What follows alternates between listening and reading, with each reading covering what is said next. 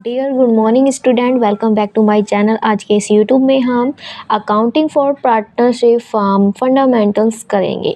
सबसे पहले हम इसका इंट्रोडक्शन करेंगे। इंट्रोडक्शन में क्या रखा है, जो वन पर्सन बिजनेस होती है, बिजनेसमैन होते हैं, उनकी कुछ लिमिटेशन भी होती है, कुछ सीमाएं भी होती हैं। तो वन पर्सन बिजनेसमैन में एक ही व्यक्ति पूंजी लगाता है, यानी कि वो एक ही व्यक्ति होता है और एक ही व्यक्ति कैपिटल लगाता है। जितने भी जोखिम होते हैं उस बिजनेस में वो खुद ही सहन करता है। कोई पार्टनरशिप फर्म तो है नहीं तो उसमें कई सारे व्यक्ति होंगे, तो वन पर्सन है, वन बिजनेसमैन कर रहा है, यानी कि वन पर्सन वन बिजनेसमैन कर रहा है। तो उसमें एक ही फर्म होती है, एक ही फर्म होने के कारण सारे जोखिम भी उसी के ऊपर होते हैं, तो पूरे बिजनेस पे वो कंट्रोल भी खुद ही रखता है। परंतु अकेले व्यक्ति की कैपिटल एबिलिटी, कंट्रोलिंग एवं जो जोखिम वहन करने की क्षमता प्राय सीमित यानी कि लिमिटेशन ही होती है, लिमिट ही होती है। अतएव कुछ व्यक्ति मिलकर एक साझेदारी स्थापित करने का एग्रीमेंट करते हैं, उसको हम एग्रीमेंट करते हैं। जब कुछ व्यक्ति मिलकर एक साझेदारी स्थापित करने का कोई एग्रीमेंट करते हैं तो उसको हम क्या कहते हैं, पार्टनरशिप कहते हैं। तो पार्टनरशिप आपस में विश्वास का संबंध भी होते हैं, क्योंकि उसमें एक एग्रीमेंट करा जाता है, सबके विश्वास पर करा जाता है। इसी विश्वास को बनाए रखने के लिए यह आवश्यक है कि साझेदारी फर्म के खाते ईमानदारी से, शुद्धता से और न्यायपूर्ण ढंग से रखे जाएं। साझेदारी खातों को व्यवसाय का सच्चा व सही यानी कि ट्रू एंड फेयर रूप प्रदर्शित करना चाहिए। हाँ भाई, जब साझेदारी है, पार्टनरशिप है, तो उसमें एक से अधिक व्यक्ति भी होते होंगे, तो उसमें यही है कि उसमें ईमानदारी होनी चाहिए, शुद्धता होनी चाहिए, न्यायपूर्ण ढंग से खाते बनाए जाने चाहिए।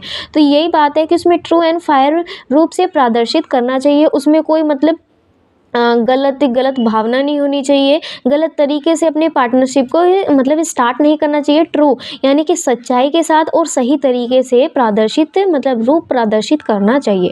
इसके लिए जो पार्टनरशिप अधिनियम 1932 में दी गई साझेदारी की परिभाषा तथा साझेदारी अधिनियम के उन प्रावधानों का विस्तृत अध्ययन यानी कि स्टडी आवश्यक है, जिनका साझेदारी यानी कि पार्टनरशिप खातों पर प्रभाव पड़ता है। अब इसके बाद है नेचर्स ऑफ पार्टनरशिप फर्म। ये क्या कहती है, लेखांकन के दृष्टिकोण से साझेदारी फर्म को एक अलग व्यवसायिक इकाई यानी कि सेपरेट बिजनेस एंटिटी माना जाता है।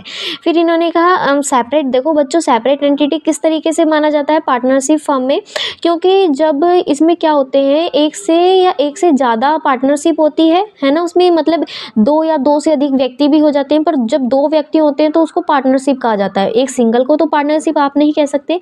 तो यही इसमें ये बता रहा है कि एक सिंगल बिजनेसमैन को पार्टनरशिप नहीं कहा जाता। जिसमें एक या एक से अधिक या दो से अधिक व्यक्ति होते हैं उसको हम पार्टनरशिप फर्म कहते हैं। तो यही बता रहा है, वो एक सेपरेट एंटिटी नहीं मानी जाती, क्योंकि अगर किसी को दिवालियापन हो जाता है, किसी को बैड डेट्स हो जाते हैं, किसी की मृत्यु हो जाती है, तो यानी कि पार्टनरशिप पे भी इफेक्ट होता है, ठीक है।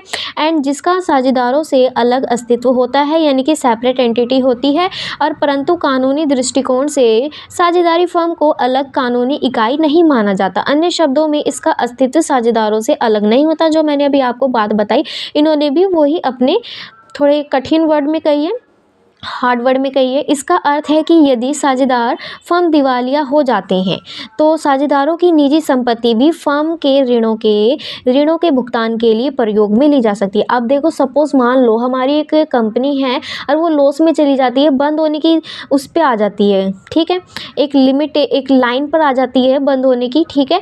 एंड जब वो बंद हो जाती है तो उसने कोई ऋण लेने के कारण वो बंद हो जाती है ना, किसी कारण से मतलब उसके लाभ नहीं होते, वो लॉस में चली जाती है सारी कंपनी। तो उसके लॉस में जाने पर ही जो व्यक्ति मतलब पार्टनरशिप करे हुए होते हैं, तो उन्हें भी अपने कैपिटल में से क्या करना पड़ता है, ऋणों का यानी कि लोन की पेमेंट करनी होती है। तो उनके भी लोनों को यानी कि जो उनके भी है ना संपत्ति, निजी संपत्ति है, हम उनको भी ऋण चुकाने के लिए, उनकी पेमेंट करने के लिए लोनों की, तो उनकी भी संपत्ति का हम क्या कर सकते हैं, प्रयोग में ला सकते हैं, उनका यूज़ कर सकते हैं।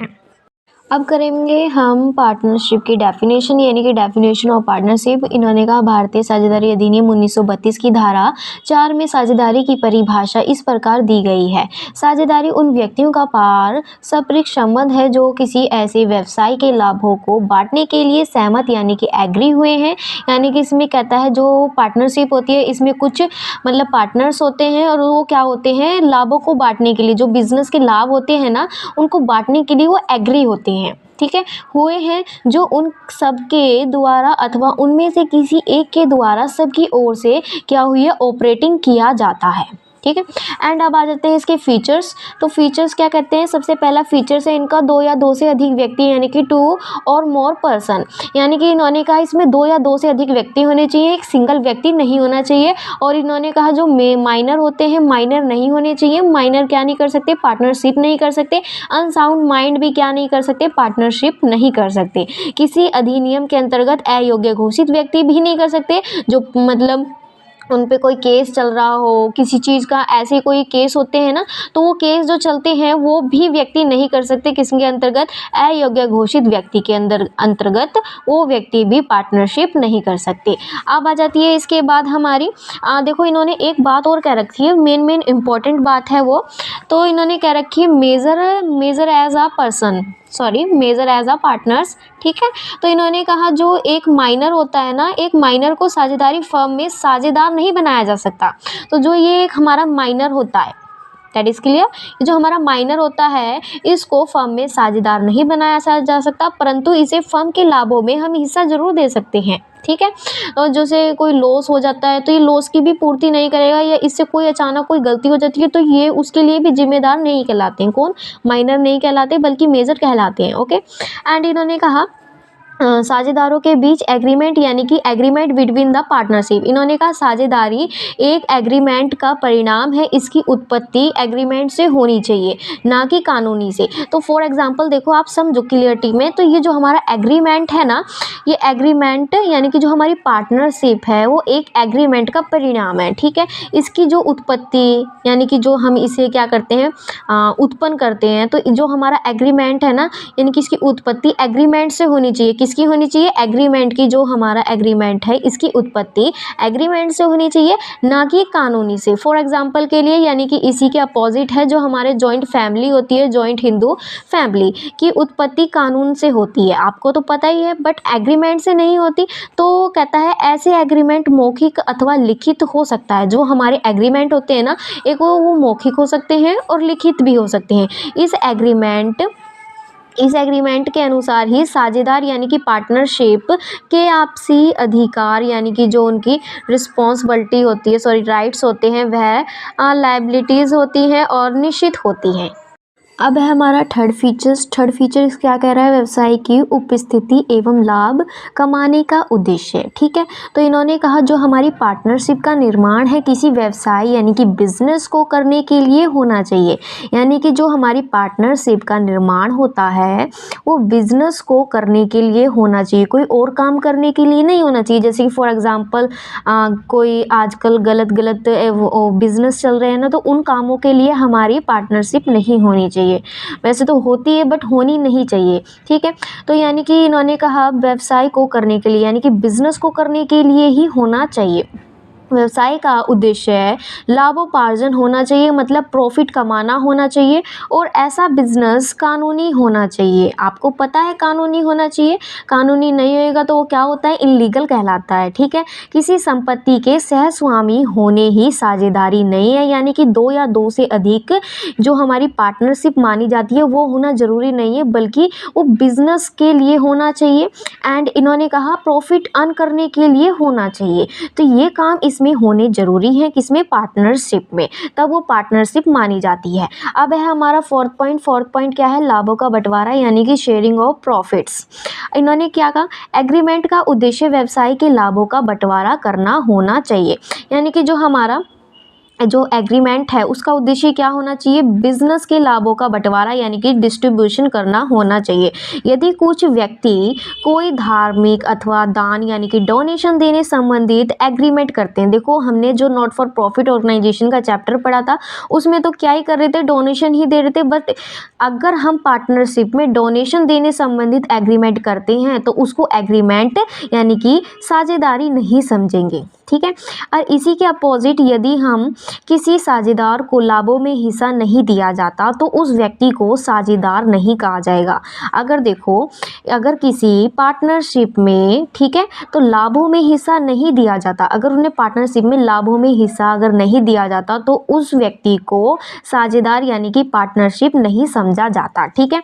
एंड इन्होंने कहा यह आवश्यक नहीं है कि सभी साझेदार यानी कि ऑल पार्टनरशिप लॉस में ही हिस्सा ले।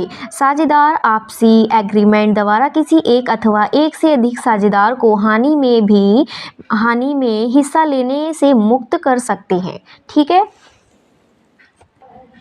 अब है फिफ्थ पॉइंट क्या है, यानी कि स्वामी और एजेंट का संबंध, यानी कि relationship of principal and agent. तो इन्होंने क्या कहा, प्रत्येक जो साझेदार होते हैं यानी कि सभी साझेदार फर्म के एजेंट भी होते हैं और स्वामी भी होते हैं। वो कैसे, अब देखो जो एजेंट है, ये जो एजेंट है ना, ये इसलिए एजेंट होते हैं क्योंकि वह अपने कार्यों से अन्य साझेदारों को रिस्पॉन्सिबल कर देते हैं।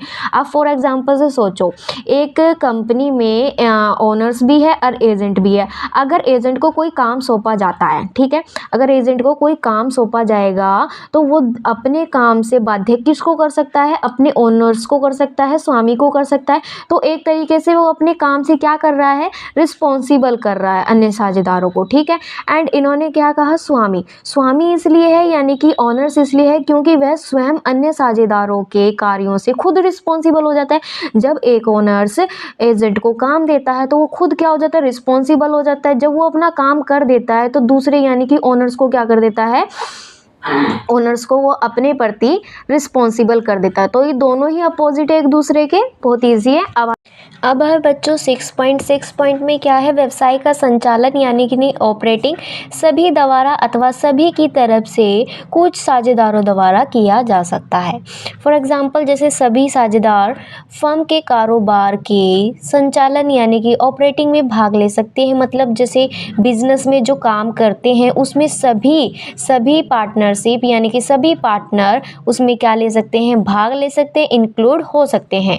और प्रत्येक साझेदार यानी कि सभी साझेदार फर्म के लिए किए गए अन्य साझेदारों के कार्यों के लिए बाध्य यानी कि रिस्पॉन्सिबल हो सकते हैं। जैसे अगर कोई किसी व्यक्ति ने कोई काम करा है तो उस कार्य के लिए, उस वर्क के लिए वो रिस्पॉन्सिबल हो सकते हैं। आई होप आपको ये समझ में आया हो। अब नेक्स्ट है इसका 7 पॉइंट क्या है, नो सेपरेट एक्सिस्टेंस यानी कि पृथक अस्तित्व नहीं। तो इसका कैसे है, एक साझेदारी फर्म का अस्तित्व इसके सदस्यों के अस्तित्व से अलग नहीं होता। कैसे, इन्होंने कहा इसका अर्थ है कि फर्म के साथ किए गए सभी एग्रीमेंट के लिए प्रत्येक साझेदार अलग से तथा संयुक्त रूप से जिम्मेदार होंगे, ऑब्वियसली होंगे। जब किसी फर्म के साथ किए गए जितने भी सारे एग्रीमेंट होते हैं उनके लिए प्रत्येक साझेदार अलग अलग तथा संयुक्त रूप से जिम्मेदार होंगे। क्यों नहीं होंगे, अगर कोई भी अगर आपका पता चलता है कि ये इनलीगल काम है तो सभी साझेदार क्या हो सकते हैं, इंक्लूड हो सकते हैं, चाहे किसी साझेदार को पता ही क्यों ना हो। और वैसे एक सोचने वाली बात है, जब साझेदार मतलब सभी एग्रीमेंट करा है सभी पार्टनर ने, अगर उसमें कुछ भी होता है तो सभी साझेदार इंक्लूड होंगे और उस पार्टनर को क्यों नहीं पता होगा, पता होगा। तो यही बात है। आई होप आपको मेरी वीडियो पसंद आई हो। प्लीज़ कमेंट, लाइक, शेयर ज़रूर करें एंड थैंक यू।